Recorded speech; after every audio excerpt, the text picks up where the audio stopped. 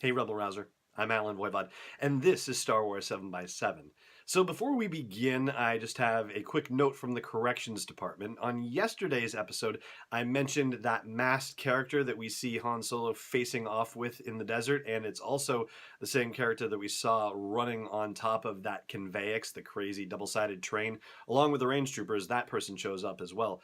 Well, I identified that character as Moloch in our episode yesterday, and it seems that I've got my masked characters mixed up. So Moloch is actually a different masked character who is driving the larger land speeder that's chasing after young Han Solo in his land speeder in some of the action sequences we've seen in Solo: A Star Wars Story trailers and teasers and commercials and whatnot. And whereas the character named Moloch has been officially released in the sense that there's a lot of information out there about the Lego sets that is not rumor or leak or spoiler anymore, the character that Han is facing off against, I haven't seen that except in a thing from French trading cards or something like that.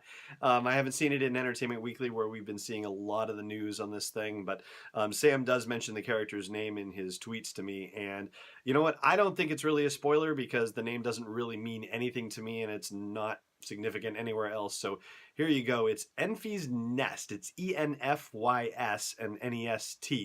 And yeah, there you go. So there is the actual character name of the person facing off with Han Solo for heaven knows what reason. And thank you again, Sam Levine, Sam_Levine on Twitter, for flagging that one for me and for our listeners too. All right, so let's talk about Tobias Beckett. That would be the character played by Woody Harrelson in Solo: A Star Wars Story. We know that it's not Garrus Shrike, who was a mentor character to Han Solo in the old Legends novels. However, we don't necessarily know for sure if the Kasdans are bringing any of those elements into canon, as many other writers have brought elements of Legends stuff into canon. However, we do know that the sources that they have cited as inspiration for Woody Harrelson's character don't involve any Legends material. In fact, they involve films that probably the general public is very familiar with. One of them being Treasure Island, but they didn't look at Treasure Island, the movie. They actually went to the Robert Louis Stevenson book back in the 1880s and looked at the relationship between Long John Silver and Jim Hawkins, young Jim Hawkins. And the gist of the Long John Silver character was that he was a career criminal but hadn't done anything really big, nothing that like made his name in pirate circles or anything like that.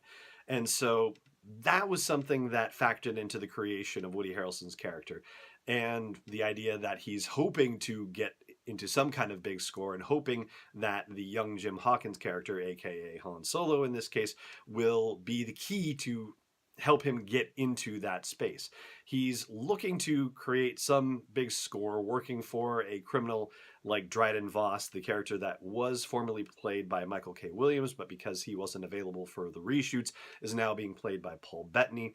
Paul Bettany, as Ron Howard has said, or is it Larry Kasdan or Jon Kasdan? One of the three of them has said that, they're both career criminals, but they're in different levels of things.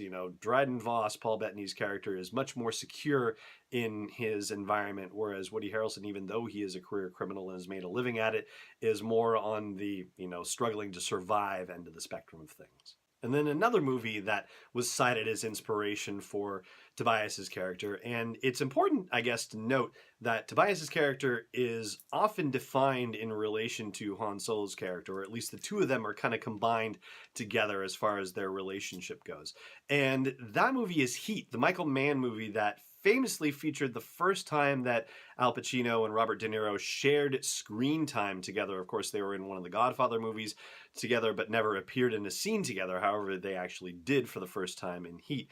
And in specific, the Kasdans were looking at the relationship between De Niro's character and Val Kilmer's character and looking at the mentorship relationship there. So here's what it says in Entertainment Weekly with Anthony Breznican's interview of the Kasdans and of Ron Howard. It says, we talked about the relationship between Val Kilmer and Robert De Niro in Heat, where there's a sort of older, wiser criminal and then someone who's learning the ropes from them. We wanted this movie to have that flavor and that swagger. And then Larry Kasdan goes on to say, no one is reliable. There's always a chance of betrayal. And I wanted to take what is essentially a street smart but very innocent young man and figure out how we could start him on the journey to being the character who comes in the cantina. And so that idea, there's always a chance of betrayal and no one is reliable, that ties directly into this line from Woody Harrelson in the new trailer. Let me give you some advice. Assume everyone will betray you, and you will never be disappointed. And since we've already cracked the seal on dialogue, let's talk about the other lines of dialogue we get from him. There isn't a line of dialogue in that first Super Bowl commercial. There's just a picture of him going doink and saluting, and that's about it. And then in the first teaser, we got this line from him. Hey, kid, I'm putting together a crew.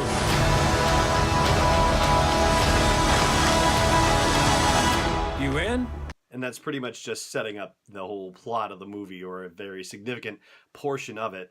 And then in the trailer that we just got on Sunday, there's this line. Heard about a job. Big shot gangster putting together a crew. That, of course, is very similar to the one we heard from the teaser and essentially just building on that idea. We also get this line. If you come with us, you're in this life for good. And that line seems to be the preface for the "you in" line that we saw in the teaser, where Chewie growls and Han says, that means yes. And there's also a scene with him, of course, where he gives the DL-44 blaster to Han, where Han is saying to him, I've been waiting a long time or all my life for a shot like this. And Tobias kisses the blaster and then tosses it to him, which is a very meaningful moment. But I think one of the most interesting lines that we've heard out of all of them is this one right here. You got a line on a ship? Yeah, I know a guy. He's the best smuggler around. So the thing I find interesting about that line, and I left Emilia Clarke's line afterward in it on purpose, is that it makes it sound as though Woody Harrelson and Emilia Clarke are working together, and were working together from the start. So I'm wondering if we have the beginnings of a love triangle being set up here, with Emilia Clarke actually being romantically involved with Woody Harrelson's character, and when old flame Han Solo shows up and wants to push himself into this criminal world, it happens to be with the girl that he used to date, and the girl he used to date is now attached to the mentor that he's trying to ingratiate himself with. And is that going to cause trouble in paradise? On the order of, if Woody Harrelson's character is saying, let me give you some advice, assume everyone will betray you and you'll never be disappointed, does that mean Han is going to have to betray Tobias at some point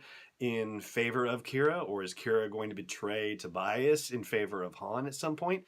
Seems like there is a possibility for something like that to happen. And then, of course, there's the possibility that Kira might betray one or both of them too. So there's any number of ways that this whole thing could work out, but it does seem like betrayal is in the offing for all of these characters. And there's one other fact that is kind of an ironic twist in a way to the character of Tobias Beckett that I'm going to talk about over on the audio version of the podcast. That'll be at sw7x7.com/iTunes or wherever you like to listen to podcasts. But for this video, that pretty much covers just about everything we know right now about Tobias Beckett. And it just remains for me to say thank you so much for watching, and may the Force be with you wherever in the world you may be.